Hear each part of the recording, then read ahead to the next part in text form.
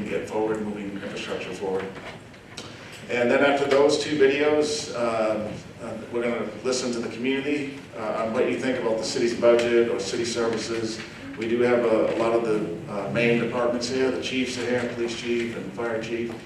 And so we'll take comments on the city's budget or just in general, if you have comments about the city, how can we improve, how can we help you have a higher quality life. That's what we're here for tonight.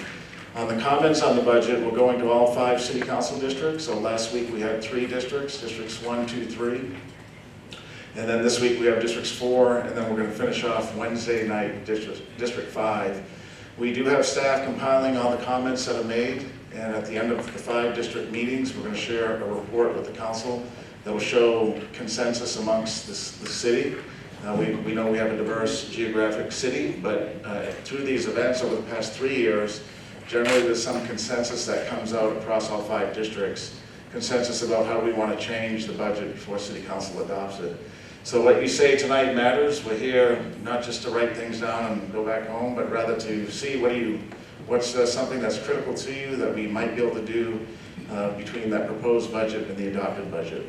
So city council is very hard at working on the budget.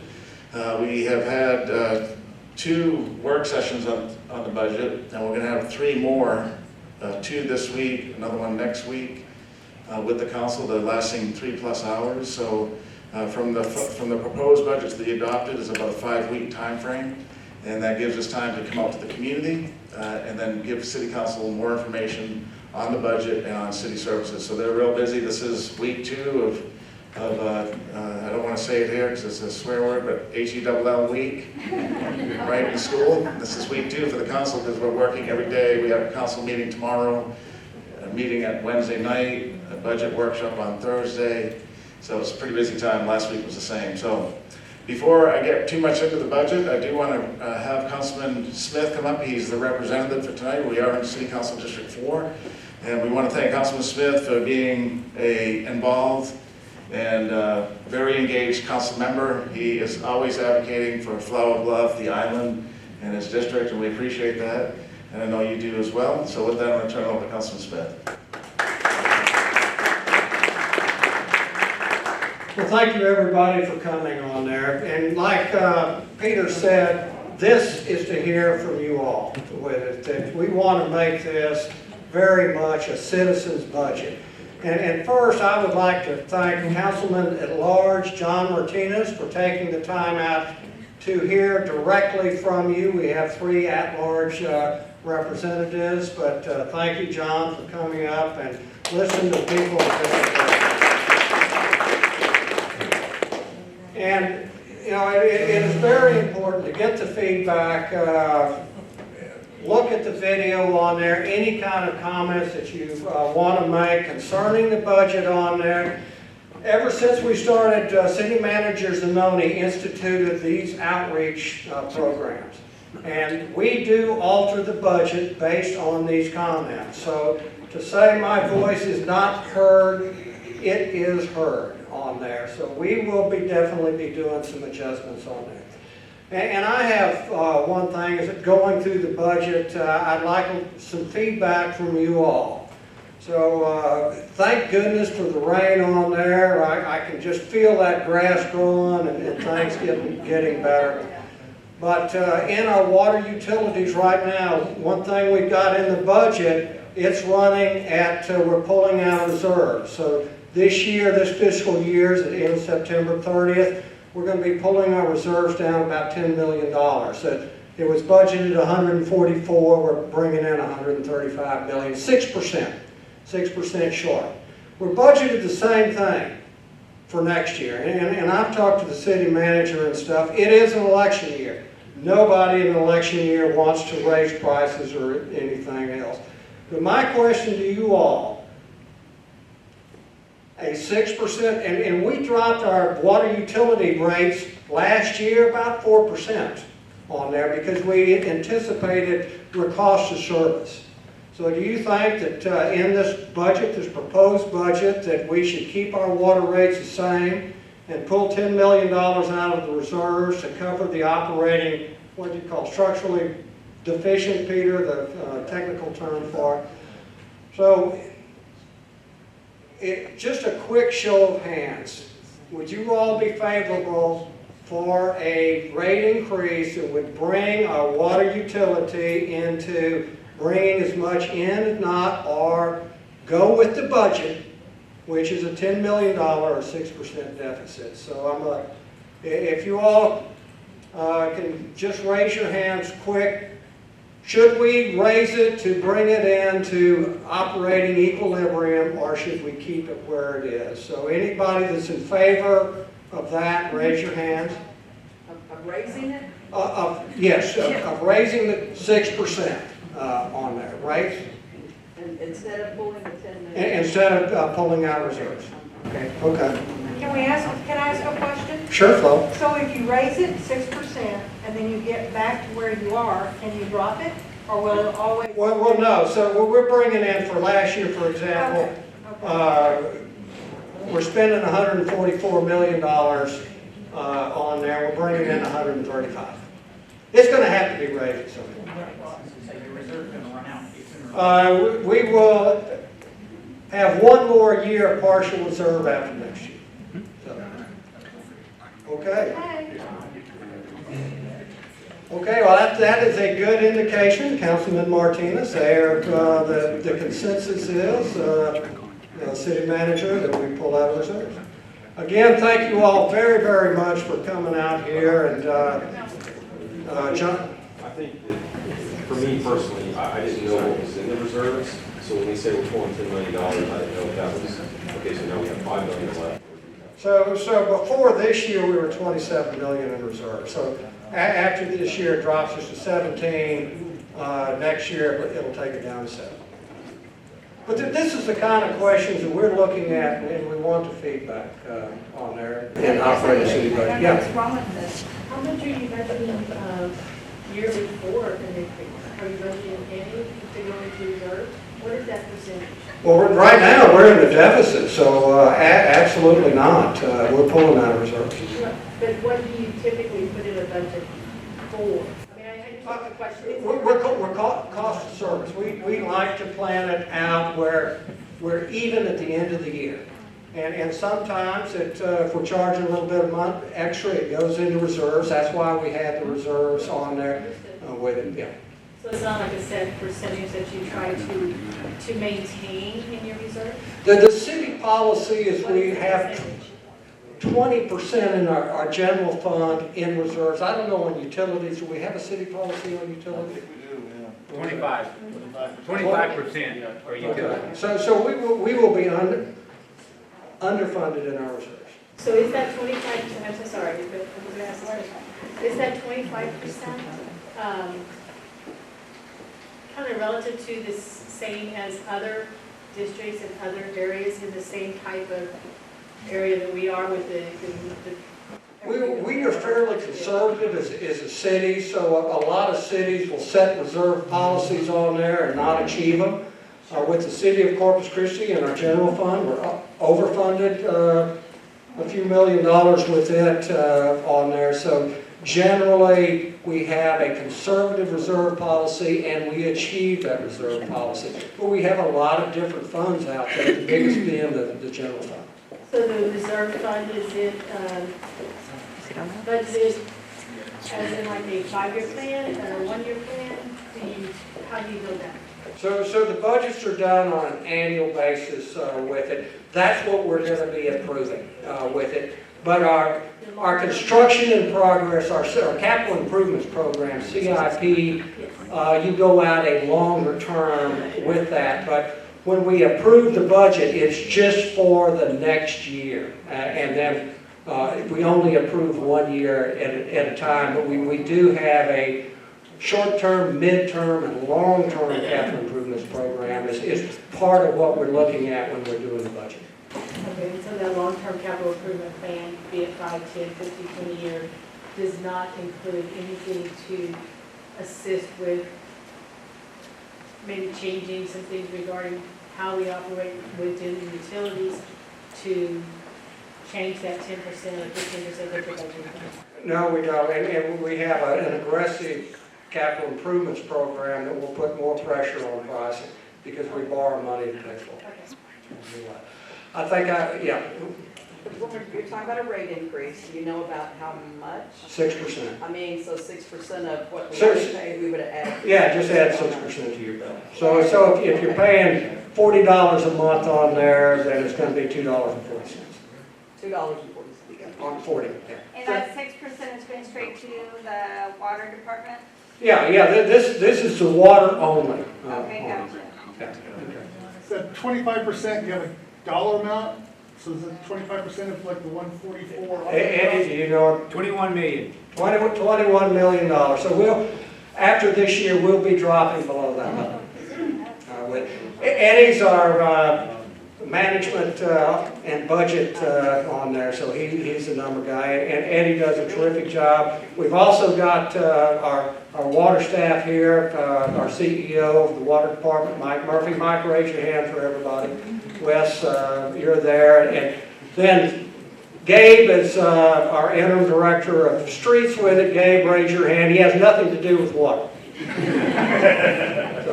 So, I know everybody is real happy with our streets, particularly those that live on Don Patricio on there.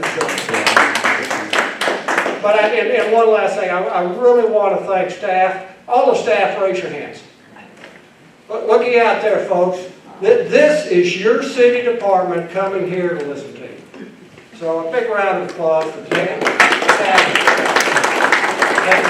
out. Listen. All right, great, thank you, Councilman. So Councilman was focused on the water and wastewater funds, and I'm going to take us back to the general fund, and then we're going to show the video. So the general fund is a fund where we place our property tax revenue, sales tax, and has the services that are most common to people, like police and fire, and streets and parks. And by the way, the mayor is there too. Mayor Fajardo?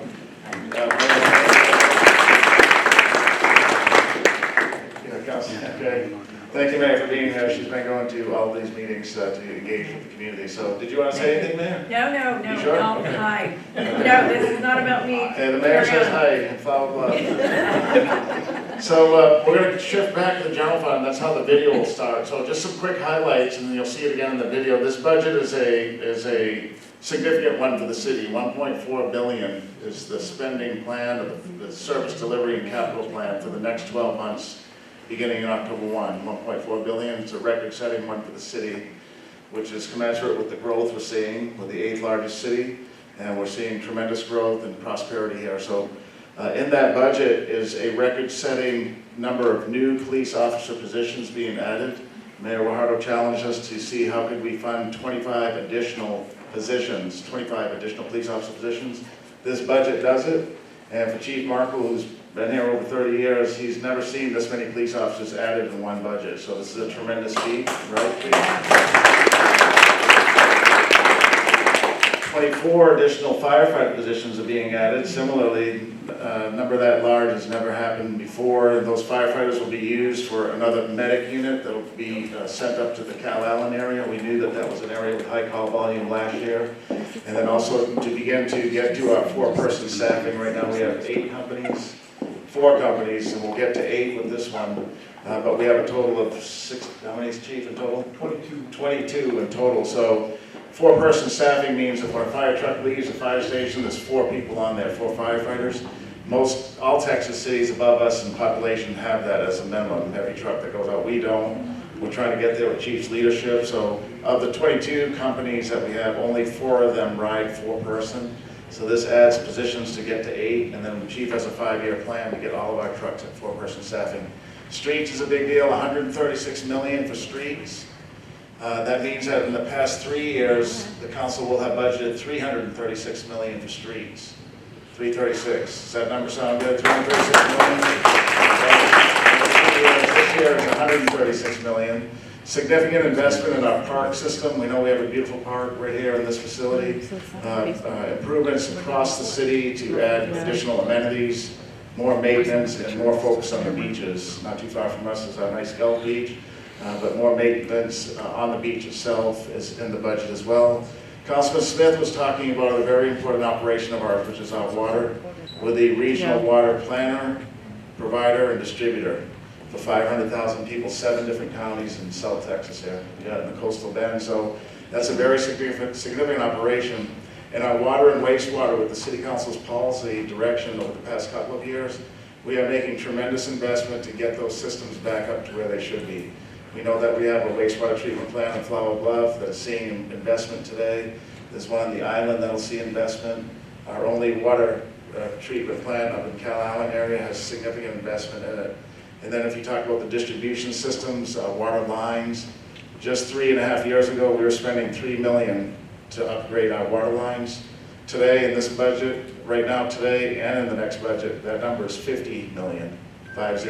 Yeah, we need that type of investment to stay where we should be in this big city. So those are some of the highlights in the budget. We're going to show the video now. And this was produced in-house, so it's a beautiful video. We have a great team. Many of the communications team members are here with us. This video will highlight a lot of what Councilman Smith and I have been talking about.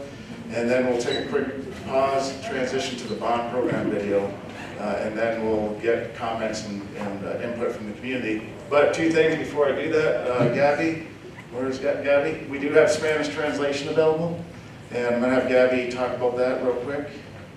Gabby's one of our staff members. Gabby, this one. Yes, si alguien necesita alguna traducción en español, si necesita hacer alguna pregunta en español, la puede hacer conmigo, hago la traducción y le damos la respuesta en español. Okay, thank you, Gabby. And then one final comment before the video is that not only do we have a strong audience here, as we always do, and that's why we like to come to Flower Bluff, but we're also broadcasting this live on Facebook, YouTube, and several other social media outlets. So, in City Council District 1, a few nights ago, we had 500 impressions from that evening's event. So, which we're sure we'll have a good turnout again tonight. So on this social media, people can ask questions as well. In case anybody's listening, if you want to ask a question, we can entertain it through the meeting as well. And we'll take, of course, people that are here in person first, and then we'll see if there's anybody on social media that has a question or comment. Okay, so with that, we're going to show you the video, and then I'll be right back up. The City of Corpus Christi proposed a record-setting budget for the fiscal year 2023. This year's $1.4 billion budget will be the city's largest proposed budget to date, focusing on public safety, streets, parks, neighborhoods, and water and wastewater. The proposed budget reflects Corpus Christi's economic growth and continues significant improvements that will keep our community moving forward. Public safety, including law enforcement and the fire department, are at the top of the agenda.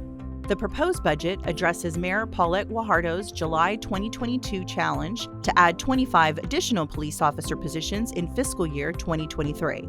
The budget has similar investments in our fire department by adding 24 more firefighter positions.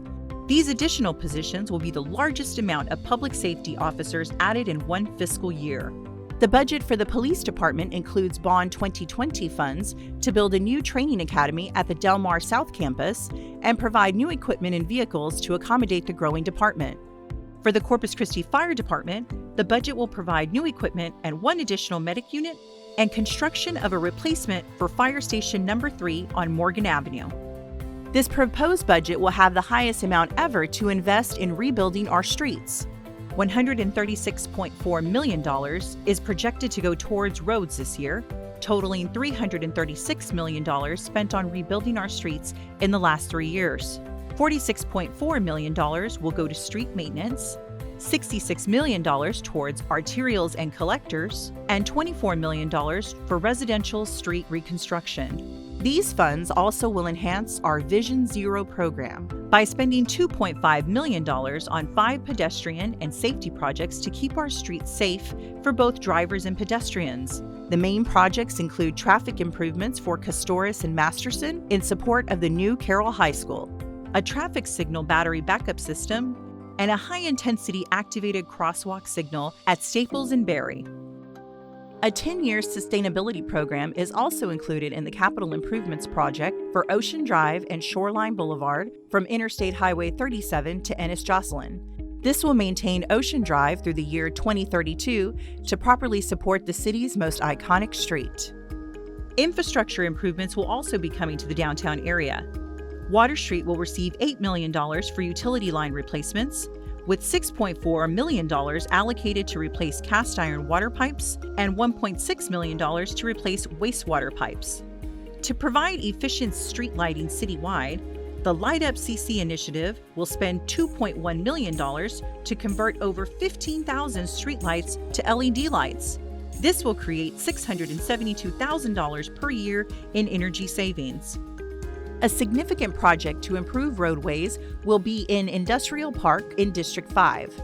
$4.3 million will reconstruct roadways to help accommodate numerous small local businesses. The city also is proposing new gateway signage for 2 locations entering Corpus Christi and 1 monument sign at Lamani Park. The entry signs will be at Interstate Highway 37 and US 181. This will offer residents and tourists a great first impression when entering our city.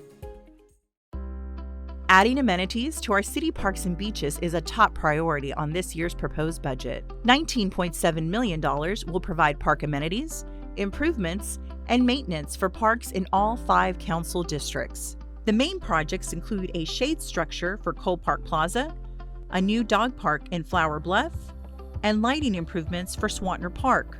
Our beaches will expand on Gulf Beach cleaning and provide more lifeguards, vehicles, and equipment to keep our beaches clean and safe. A new restroom facility will be built on Zahn Road.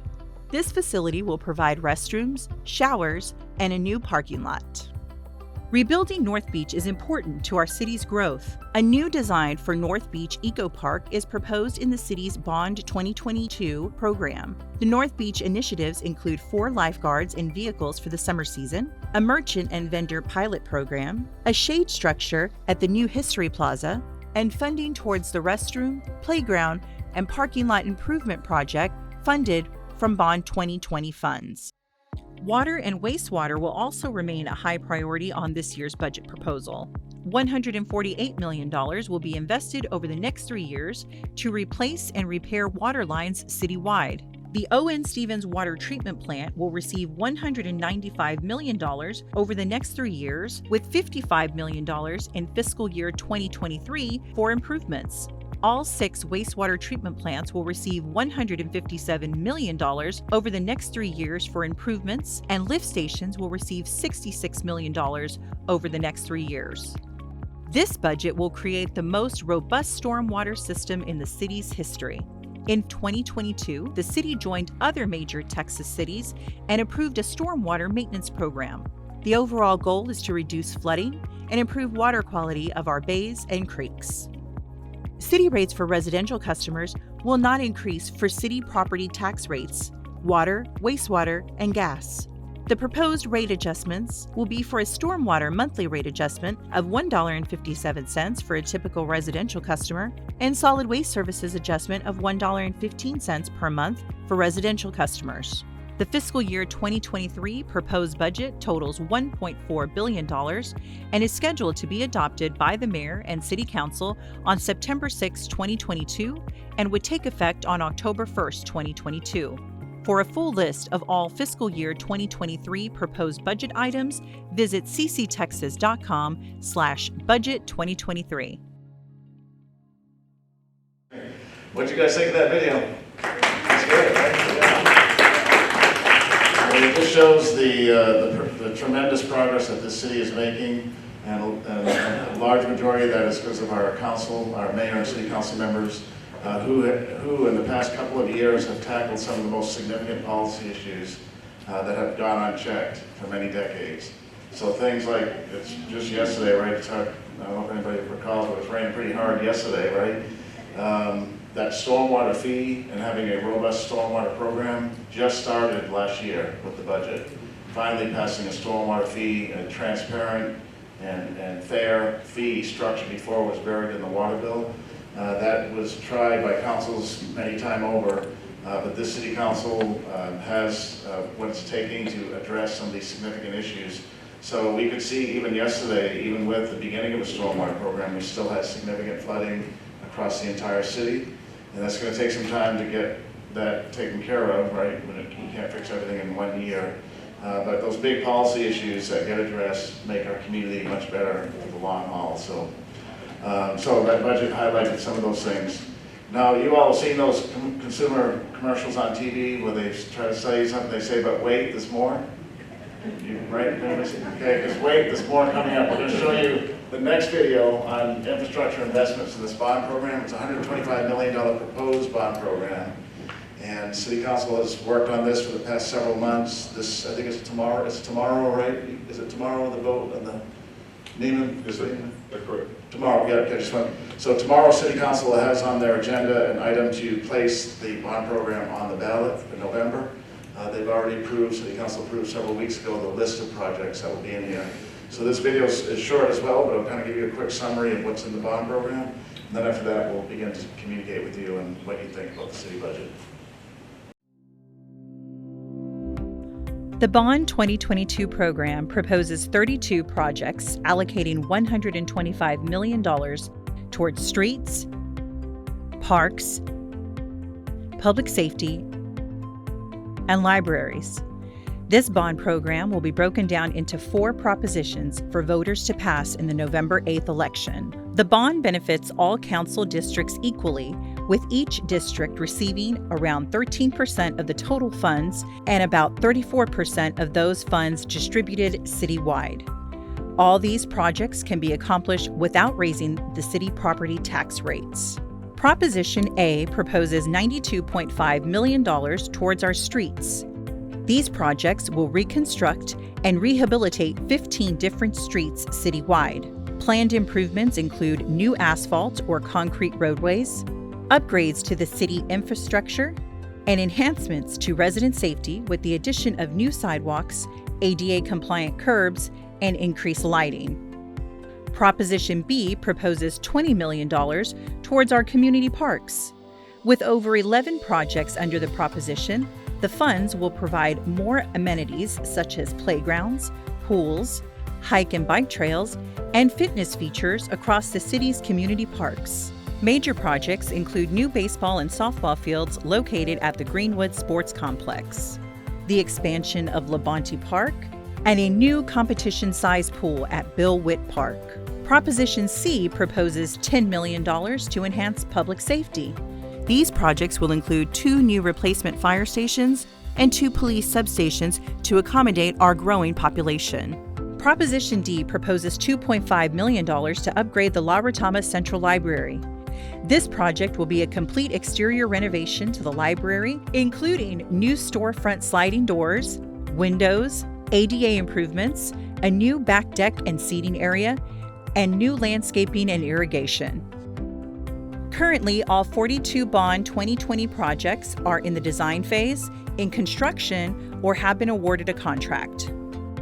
For more detailed information on the Bond 2022 program, visit cctexas.com/bond2022. I was looking for we have a list that highlights some of those projects in District 4, and we'll get that for you. Is that it there? But 2 things, and then I'm going to turn it over to you. Several of us were at the city's first police substation ribbon cutting last week, right up around the corner. Has everybody seen that? Yeah, it's beautiful, right? So that is is it 24-hour, Chief? Pretty much 24-hour presence. So there'll be a police officers, plural, in that building around the clock. And maybe the chief will talk about it later, but it's a community asset. If you want to get to know your police officers, which we encourage you to do, if you have questions, if you feel unsafe, if there's an issue, if you want to do a real estate, or an internet transaction, maybe a real estate one too. So, that's a safe zone, right? Yeah. So that is the model that this city is moving to. The mayor and council are excited about that model. Okay. Okay, so in the bond program for District 4, what we have is Flower Bluff from Yorktown to Don Patricio. That's in the bond program. That's $14 million. That's in the bond program. Anybody, I didn't hear any applause? So we take that one out. Yeah, that's a $14 million Flower Bluff, Yorktown to Don Patricio, improving the drainage, improving the intersections, redoing the streets, and improving traffic circulation. Another one is Holly Road. This is design from Ennis Jocelyn to Paul Jones, $1.2 million. okay, Holly Road. Also in District 4, oh yeah, this is a great one, Shirley and your team, the Flower Bluff Holly Road Railroad Trestle to Trail Project. $500,000 to continue to invest in that project. We know it's in progress, and we know Neiman and I and other staff members, the mayor, and many people have been down there with you all. Seems like about a year and a half, almost 2 years ago, but we're moving forward, including that in the bond program. Commodore Park, $1 million to improve the site and add recreational amenities to be placed within the park. Commodore Park, is that a nice park? Commodore? On the island, okay, it says District 4 on us. Okay, not Flower Bluff. Okay, so those are some of the projects that are in the bond program. People mentioned Yorktown Extension. Yorktown. Directly affects. Okay. The Yorktown, the $20 million for the reconstruction? Okay, May, you want to talk on that one? I do. I just want to make a comment because I know a lot of people, good afternoon everyone, a lot of people here in Flower Bluff, before my time, before Greg's time, had been big advocates on Don Patricio Road and Yorktown for years. We've been on council together for 6.5 years, and for 6.5 years, we have been advocating, we have been trying to get that moving. So, as was just mentioned, Don Patricio Road is going to be amazing. That's going to be wonderful. Yorktown Road, we pushed. It was a little last minute, but we did get it. We did get our application in. We tried to get a grant. It's up to a $20 million grant from the Mud Bridge to, from Rodfield to the Mud Bridge. And so that big stretch to widen and improve, because we all know that is desperately needed. We just found out here last week, Friday, I think, that we didn't get the grant, and that's okay. I mean, it would have been wonderful because we could have used the money that we had that's going, on this bond for the next stretch. But it is what it is. We tried, we didn't get it, and so now on the bond, we are still securing that project, and that's going to be a long project because that project literally goes from Rodfield to Laguna Shores. So overall, and that's huge. So we will be able to at least put 20 million on this time, and then we'll keep it moving. And I think that's a promise that Greg and I, make to you, is that this will continue going. I mean, it's a huge road. I mean, it's very long. It's a huge project. And so we've got to do it in pieces. But I think that Greg agrees. These two, Don Patricio and Yorktown, are huge strides and huge successes in getting both of them. Oh, I keep saying Don Patricio. I'm talking, well, that's big too, but Flower Bluff Drive, sorry. I'm thinking Flower Bluff Drive. Flower Bluff Drive and Yorktown, those are the two that we have been on for 6.5 years. Don Patricio too, but Flower Bluff Drive. Dan Suckley's not here, and I know he's here in spirit, but good God, we're going to name that new stretch after him because he's really been a big advocate. And Flo, you have too, and Shirley, everybody. So it's a big journey. So. I have a question. Is there funding for the mud bridge from TxDOT at this time, if to widen that bridge? Can anybody? There is, but it isn't with us today. Okay. So yes, because it's on a list, therefore it will be gotten to along with many other projects, but it's not a funded, as they call it, a funded project. So it is something, but it is something that the MPO, and that's the board I sit on, that is discussed, and it is there for us to, it was enticing to them that we are putting efforts into, the 20 million stretch, whether it been a grant or a bond, that helps in that piece of the project. On Flower Bluff Drive, was lighting included in that? I know Dan and I had sent an email about possibly getting lighting along there included in the bond, and I don't know if that was or not. It is. It is. Yeah, Okay, thank you. it's going to be wonderful. Anyway, yes, ma'am. Are you planning on putting a light there at Flower Bluff Drive in Yorktown? And Yorktown. Yeah. Ooh, that's probably something that I agree it needs one if for you're sure. going to widen it, are you going to Yeah. Yeah. There's Yeah. traffic, Yeah, There's traffic. traffic improvements, so those are details that will absolutely come forth when we talk about traffic improvements, because, yeah, it needs to be. That's like Rodfield and Yorktown. I mean, yeah, absolutely. But anyway, 2 big wins. I just wanted to bring up Yorktown and Flower Bluff Drive, because those have been talked about for many, many years, so that's good news. Great. Thank you, Mayor. Okay, one other thing, and then we're gonna, who has the microphone at this point? Okay, then our staff member will pass the microphone around to individuals that want to speak, but one other thing that's in this budget for beginning October is a dog park.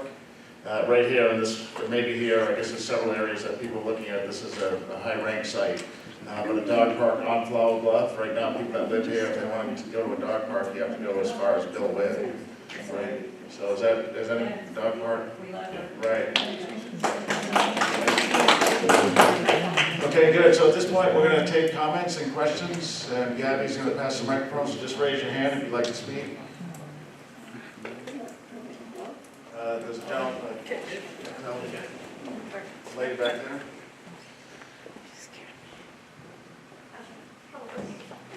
I was going to wait to speak because I have a bit of a scandal that I'm from District 2. I used to be in 4 until I was just redistricted, but I couldn't come on the day of the 2 meeting. But my name's Alyssa Mejia, and I wanted to comment on Ocean Drive. I live on Ocean, or just off of Ocean Drive. I work on Ocean. I drive it every single day for 15 years, a lot. And I'm so grateful for the reconstruction. And I want to say, I guess, above all, thank you. But one thing has really bothered me, and I've hated to speak up because I'm so grateful for the project. But at the same time, I haven't seen any improvements for bicycle and pedestrian. And in fact, now the cars are going faster, now that they can. And even some signs were added in places now that say end of bike lane, and those didn't used to be there. So I guess I just wanted to bring up a couple things, and what kind of set me over the edge the other day was when I saw a couple meetings ago there was a 10-year budget laid out or plan for continuing the upkeep, and I think that's amazing because we need that. But at the same time, there was talk of improving the medians, and I'm just thinking, well, there's still a single thing about bicycle and pedestrian, and we're improving the medians and the appearance. I appreciate it all, but if we could think about, I just want to mention a couple of reasons why this is an issue. There are 7 parks along the street. A lot of them, I mean, it's billed by the city as the Bayfront Trail, which is in a video that just came out in October. It's in a brochure on the website. We bring tourists in. They ride this, and it's not safe. Just a few weeks ago, my husband came upon a tourist who had been hit by a car while riding the bike lane by Swanton Park. One of my friends got run over, that was about 10 years ago, almost died, also in that bike lane. Cars were parking in the bike lane. So I just think there's more we can do, and in 2016, the MPO came out with a plan, in their strategic plan for active mobility. They said, we want you to do a corridor study before redoing the road. I know it was important to get the road done, but I think that study, if that had been done, we could have saved a lot of expense by incorporating all the safety upgrades while doing the whole road. Now it's retroactive if we get to do it, and I'm just hoping some consideration can be taken. There are no crosswalks to any of the parks, or almost any of the parks, and there's no protection for people parking in the bike lane, and the bikers have to go on the road. So I'm just saying, every day when I drive this road, people are running across it with their dogs, with their kids and strollers, and it's just not safe. And I'm hoping that we can think in this 10-year plan that we can pay more attention to that safety, please. Great, thanks, Ms. Mejia. Just a couple of comments, and then we'll go to the next speaker. So on the other end of Ocean Drive was Shoreline Drive. Finally, for the first time, we do have a mid-block crossing at Twig Street. Have you seen it? Has anybody seen it? It's real nice. It's extra wide, but it has what they call a hawk signal. A pedestrian pushes a button and the light turns red. That cuts across the median, so if you're at the Omni or if you're in that area, you can get to the seawall safely. There's plans in this budget to do 2 more of those on Ocean Drive, further down by that chain of parks that you referenced. And we'll be using some state federal matching money, and then we'll add dollars to it. And so around that Cole Park area, that's where you see a lot of people park across by the First Baptist Church and try to get across. There'll be a mid-block crossing there, and there's another one somewhere along the continuum. So that's great, bringing more of those. Our Parks Director, Robert Dodd, is here tonight, and he's new to our operation, but he's committed to being here for many years, and we need that because that chain of parks, that's what I call it, along Ocean Drive, is beautiful, but the connectivity is not that great. The amenities are even worse. And so long-term planning is something that he's focused on with his team to make sure we make that asset something that's usable for all and it's multimodal. We do know that in this mill and overlay that took place on Ocean Drive, the first time in 50 years, what it did do is milled and overlaid the bike lanes as well. There are bike lanes, they're not protected, but there's a nice wide bike lane. The last time the road was done in any way was in the 80s, and it was just a slight overlay on top of the road. Then when they did that, they didn't do the bike lanes either, so they were very rough, very not well visible from passing motorists. So in this project that went from I-37 all the way to Ennis Jocelyn, the bike lanes were completely milled and overlaid, new striping. They're not protected, but they're pretty wide, pretty decent. We need to do more, you're right. So as we begin to tackle some of the baseline basics, then we can do others. And I know bike lanes are basic as our sidewalks. So we're making progress, and we'll continue, and we appreciate your comments. Yes, ma'am, somebody up front here? Is there a plan to create protected bike lanes? Sorry. So we're working on that with our Public Works Department and MPO dollars. There were some MPO Metropolitan Planning Organization. They get federal dollars to the state and then local. There's several projects that look at better bicycle lanes. I don't think there's any right now that are designated specifically for protected bike lanes, but that's something that a lot of cities have done across the country, and we need to start looking at some of those as well. What happened with the 2016 MPO plan, or mobility plan? Like, is it still in the works? Is it still going to be? The 2016 one? There was a 2016 study. And right. I don't know if any staff member is familiar with that one, the 2016 game? I wasn't. Okay, well, Councilman, yeah, we'll have to get you that follow-up answer. I'm not sure exactly, right? But the key thing is pedestrian projects are happening. There's 5 projects that the MPO gave us money for. That include off-road hike and bike trails. Every one of them is a pedestrian safety one. Those 2 mid-block crossings is an off-road trail, I think in City Council District 3. And so several million that are going to improve pedestrian safety. Our program called Vision Zero, you're probably familiar with that. So that program really is an educational program that has money attached to it as well, about making sure that everybody's important on the roadway and no life is lost. That's what the zero is. One day, cities across the world hope to get to no fatalities in the roadway, whether it's a vehicle, a bicycle, or walking. And so we're doing that. We have significant investment. We're a Vision Zero city. The City Council approved that 3 years ago. And with that, we educate, we talk about being alert, especially when school starts, and just reminding people at all times, be mindful when you're out on the road, because you know, being aware sometimes is even more helpful than having good facilities, right? I appreciate the hike and bike trails, but I think there should be like a little bit of focus on like an entire network, like for someone who can't drive to get from point A to point B, not just recreationally, but like to and from work, to and from their errands. So like the entire network, is there a plan for that? No, there isn't yet, but there will be. Yeah, so right now, with the council's leadership, we're focused on trying to improve the streets that were neglected for decades. And so finally, things we've done in the past 3 years is develop a 5-year plan, so we know what streets will get done when. 2, in the city, we had public works crews, but they were dispersed over various departments. So we brought back, we reinstituted what is known as a public works department, and we've retrained all our staff. The city council has approved equipment purchases, so we're self-performing, meaning we're paving our streets as well, the city crews are, so that we don't have to rely exclusively on the private sector. And what that means is we don't have a 30% markup, so we can do more streets for less price. And so we're focused on that. We're focused on managing our contracts so they get done better or quicker, and that the work is of higher quality. And so those are we're starting incrementally. So we're addressing the issue of streets. Now we can begin to address the issue of multimodal, of protected bike lanes, of sidewalks, of connectivity. So we're not quite there yet. We're getting there. my council members who hired me say, Peter, we need this, we need that, we gotta get this done. And I'm like, well, it takes time, so, you know, it's not just to have an excuse, but reversing decades of neglect can't get done overnight or in 3 years, so we're working on it as hard as we can. We hear that comment, Ms. Mejia reminds us often as well, and we'll get there. It's just a matter of taking care of some of the baseline, then we can move to the next step. Great, thank you for your comments. Okay, we have, right, okay, oh, go ahead, sir. My name is Jeremy Spear. I just had a quick question on the pool that you're looking at putting in Bill Witt. From what I understand, it's a pretty expensive amount. Is there a reason we're building that pool over there versus just improving the city pools that we currently already have?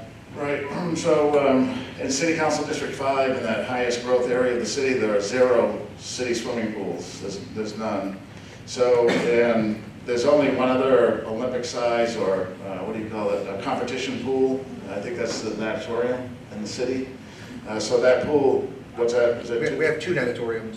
2 natatoriums? Yeah. The one out here in Flower Bluff and then the one that's on. Okay, the one with the CCISD on Saratoga. So that one's like an Olympic size competition pool. So the Bill Witt focus is to do 2 things. 1, provide a pool facility in an area that's high growth, but 2, provide a second competition or Olympic sized pool. And so there's actually 2 pools that would be there, that Olympic sized one or that competition pool, and then a smaller pool for younger children that they can enjoy the water. So it is a $10 million project in the budget, but it will be for many, many decades to provide that benefit to the community. We have focused on our pools. It's something that Robert Dodd has focused on as well across the city to make sure that we keep them up. But that one we want to make sure has a strong amenity for that section of town. I'm Shirley Thornton. I just have a comment. I want to say that I've lived here since '69. This is the most responsive that city staff and council has been to Flower Bluff in all the time that I've lived here. I just want to say that because it seems like every couple of weeks it's not, but it feels like every couple of weeks we're dedicating something, we're showing it, and I appreciate that very much because I love this community a lot. And when other people help us take care of it, that means something to me. So thank you very much.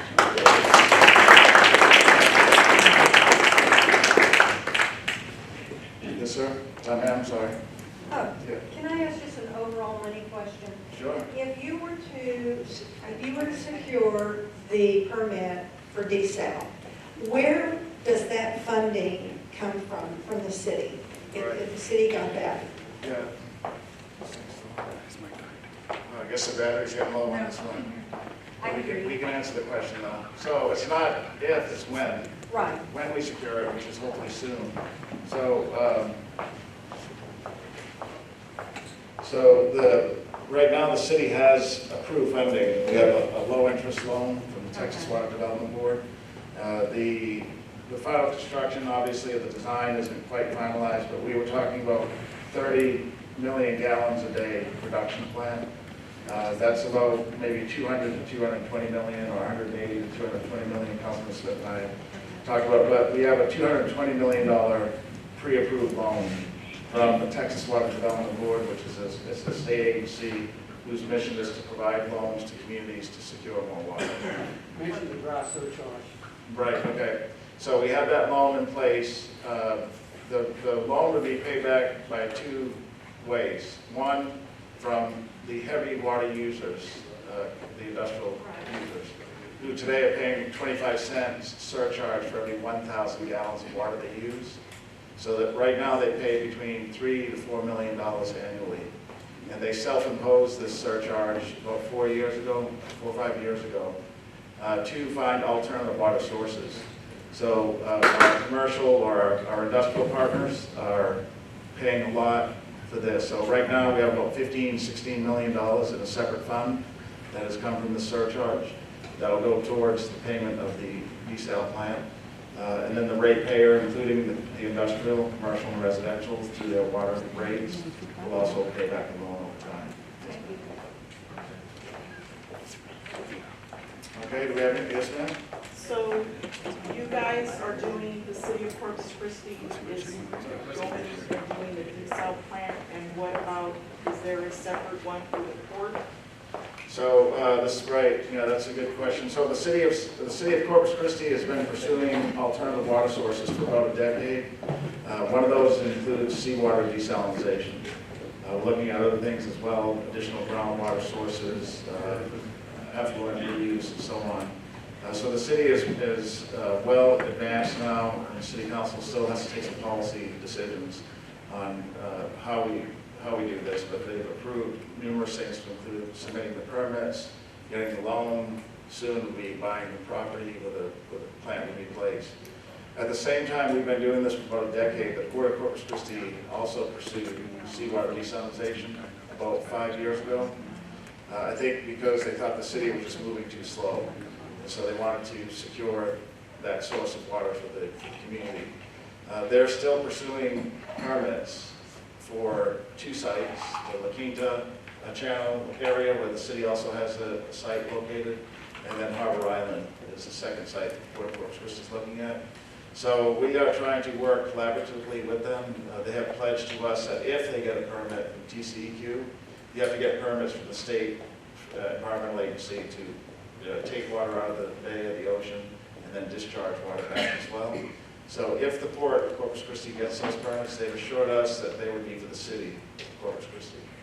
So as I mentioned earlier, the city is the only and the most significant in this region, water planner, producer, and distributor. The Port of Corpus Christi is not, they're not in the water business. They don't have any water lines, they don't have any customers, they don't have any rate base. So I thought in a study that the TECQ did once that they were not in favor of desalinization.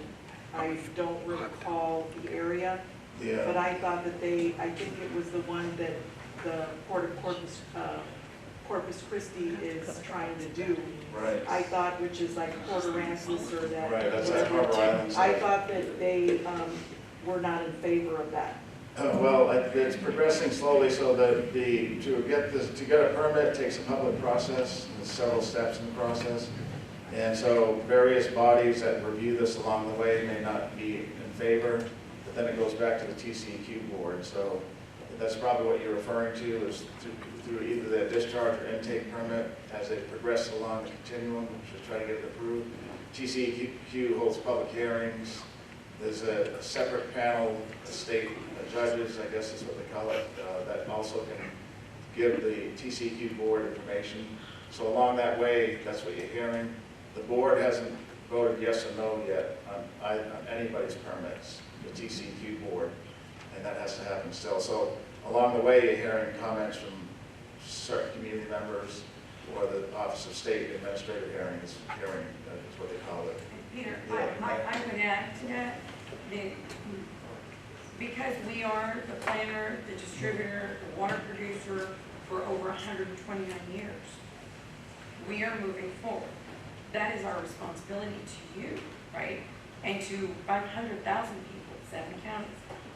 And it's not just to produce, distribute, water, but it's also to bring that to you at the lowest cost. That's our responsibility to you. And to answer that question very bluntly, the Port of Corpus Christi does not have a customer. You're our customer. They don't have a customer. So that's our question as well, and has been. Well, who is your customer? Who are you building desal for? And we don't know. So the bottom, at the end of the day, we're just staying on focus, and we're working very hard to make certain that everything is in order. It's an extremely rigorous process. And so again, it's all about an application. Just think about an application to college. You want your child to make that application look the best it can and make sure there are no errors, and that's what we've done. And so now we're looking back to see, okay, how are they going to look at our application? And knowing that the city of Corpus Christi is the water producer, distributor, and planner for 500,000 people. When you have on your application, that's who you're producing water for. I would hope it makes a big difference in, issuing that. So anyway, we are working very diligently, and we do not take that this is an extremely serious issue. As you can see, we're in a drought.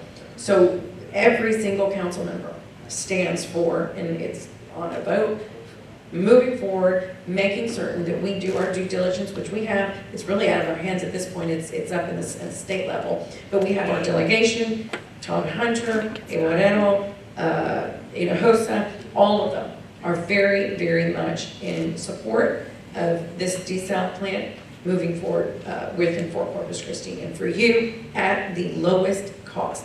That's the biggest thing we have a responsibility of over anyone else building a desal. Good, thank you. Okay, we have another question? We are, while we're getting that question ready, we are still in a drought, even though we had 4 to 6 inches of rain in our city. Our Lake Corpus Christi is one of our reservoirs, and then a little bit northwest of that, Choke Canyon Reservoir. We didn't get as much rain up there. We did, thank God for this morning, there was a storm ban that hit up over there. We got about 2 inches, 2 to 3 inches in that recharge zone. But as of this morning, the capacity level of the amount of water was still at 36.8%. And that's low. That means there's only 36% of both those lakes combined. And then East Texas, we know we have Lake Texana out there. That area saw very little rain, just traces of rain. So Texana is in the 70 percentiles. So we're in a drought-prone area, but we like this part, not the drought, but this part, which we're in a growing area. So 7 counties is our customer base, and there's growth all around us, and that's great, because that means our children will be more inclined to stay here. We have more prosperity. So with more people means we need more water. The council has been studying this, as I said, for a decade, and in the last 2 years especially. One thing that to piggyback what the mayor said, having something that's affordable is paramount. Affordable plus environmentally safe. Seawater desalination by all the top water producers in the world, because they've come here to talk to the council in the last 4 years. They have told us that desal is probably a best opportunity for reliable, environmentally safe, and affordable water for the community. So, what was that other question, Tony? No, we have time for one more. Okay, one more question. We want to make sure people get home because we know school's in. And you guys got to get that meal and that homework done, but we're going to take one more. So I know that Chief Markle is here, and I'm happy that we're going to hire the 24 cops. We're Flower Bluff, I think in general, is very back to blue and all that. But so I'm not sure if this question is more like, I don't want to get into political or anything. So we're going to hire more police officers, but which is needed, but if our district attorney's office is soft on crime, they're gonna be basically arresting people, and then they're just gonna let people go. I mean, they can't even prosecute people that are charged for murder. So how do, I mean... Right, well, let me have the chief talk, but I will say this, which is that the police department's goal is not to arrest people. Well, no, but I'm just... Right, but what it is, and the chief's done a great job because he's one of the leaders in the state, which is to engage the community and head things off before they reach that stage with community policing, community-oriented policing. We need the police, but there's, yeah. No, that's great perspective, I appreciate that. But what we don't do is we don't get mixed in the whims of who the DA is. Your power with the DA is when you vote in a DA that suits your bill, that does your bidding and goes through and files charges and prosecutes people. But remember, it's a system. It's a criminal justice system, right? And your police department will always stay focused and obligated to do their job. We arrest the people that need to be arrested. How that process works now it's not in our hands, and we can't tie ourselves. We can't tie our productivity to somebody else's shortfalls. So we're going to continue to do what we have to do to keep you safe, regardless of the outcome of their prosecutorial pathway. And we're going to keep problem solving.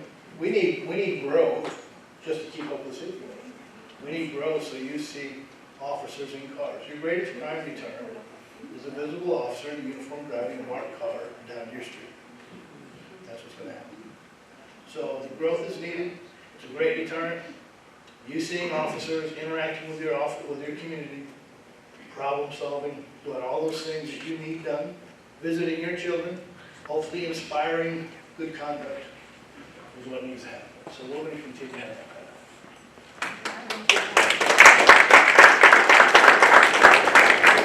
Okay, great. So that concludes our community meeting this evening.